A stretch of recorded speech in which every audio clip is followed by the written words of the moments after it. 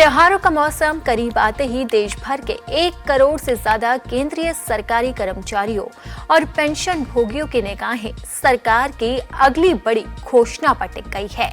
GST पर आम आदमी को राहत के बाद केंद्रीय कर्मचारियों को महंगाई भत्ता और महंगाई राहत यानी कि डीआर में बढ़ोतरी का बेसब्री से इंतजार है।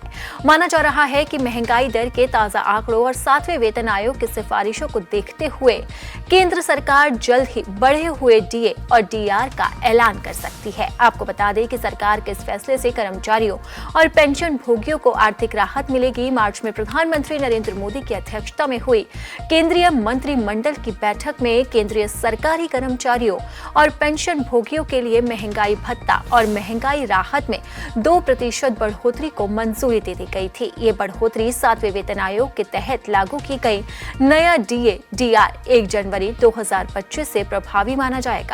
यानी कर्मचारियों और पेंशन भोगियों को इस अवधि का एरियर यानी कि बकाया भुगतान भी प्रदान किया जाएगा।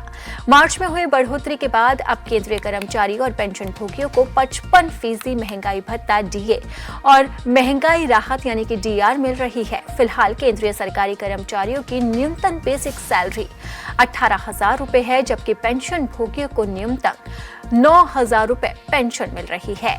मौजूदा समय में 55% डीए डीआर दर लागू होने के बाद कर्मचारियों की कुल न्यूनतम मासिक सैलरी बेसिक प्लस डीए 27,900 रुपए हो गई और पेंशन भोगियों को बेसिक पेंशन प्लस डीआर 13,950 रुपए मिल रही है।